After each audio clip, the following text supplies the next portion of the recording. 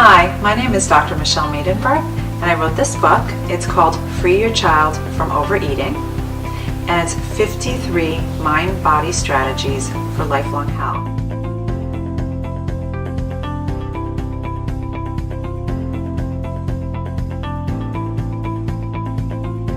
So I'm running a group, both for parents and for kids, that's running for 8 weeks.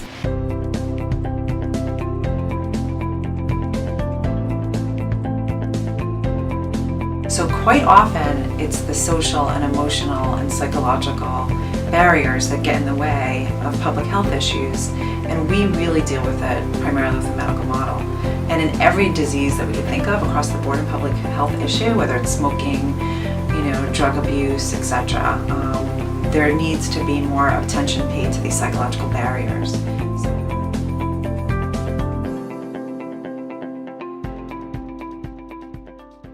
Just finding out how it was to be here, and if there was anything that stood out as something you're going to take away from being here. You go first. It was actually a lot of fun because we got to share our perspective on how we're feeling, and we weren't judged. Also, to meet all these new people that's going through different things and stuff that I can relate to, that was actually fun and helpful to go through. Yeah. It helped me in a lot of ways, I gotta be honest. When I sat down with her, it was just instant. I didn't even tell my daughter what we were coming to do. Because I thought that she was going to think I was bringing her to a nutritionist or who's going to tell her you have to eat spinach and broccoli. I've been telling her everything that happens and telling her some things that I learned, some things that she should try because she's trying to work out and do stuff too.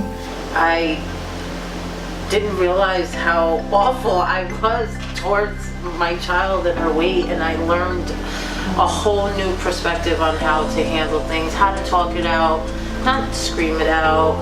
I think that's going to be the biggest thing that I will never forget. Nice. It was a lot of fun, and I definitely learned a lot.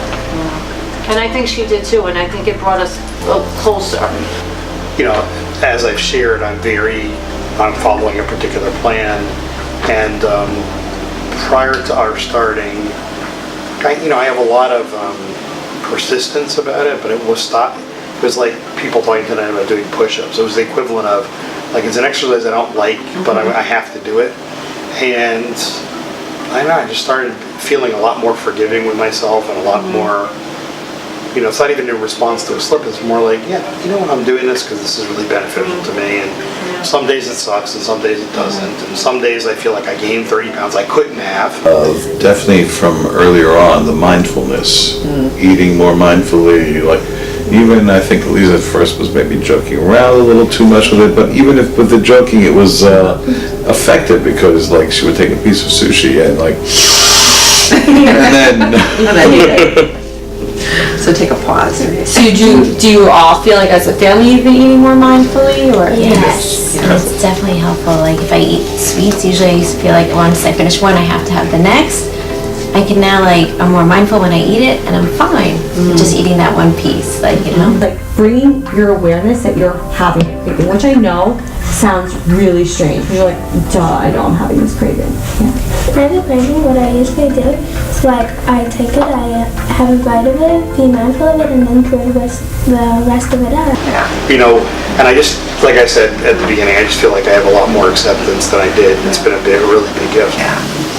My thing is, what stand out with me a lot is I did not know how to communicate a lot of things that were inside. I have, I tell you guys, I have these things going on in my mind, but to verbally say them, I didn't know how to say them nicely in a way that she would respond without thinking that I was kind of coming at her in a negative way.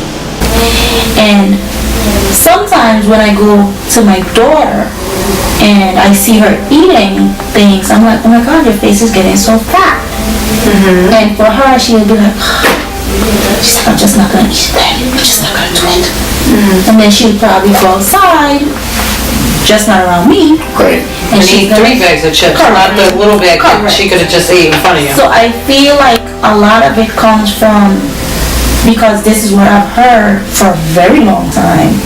So now, without consciously, realizing, I'm putting the same pressure on my daughter. And it's not healthy for her. Just talking to my mom and just expressing how I feel, or like things I want to talk to her about, and she'll just like shoo me away. And then the stuff that she does want to talk to me about, it wasn't positive. It was like she was bringing me down all the time, and I didn't enjoy that. Because I didn't know, I felt that I was speaking to her the way that I was taught. I think we are actually a little bit closer. We're actually doing the things together now. We're doing the exercise, even though she said that 15 minutes. But now it's gotten better, because I used to weigh 200. When I started, I weighed 189 because my mom kept telling me I'm fat. But reading the book and everything, I'm like, I don't gotta listen to my mom's negativity. And she started being positive, and that made me even like stabilize my eating, and now I'm 165. Wow. So that made me feel a little bit better. That's amazing. Yeah, with the book plus my mom plus you guys, it was really hard. So yeah,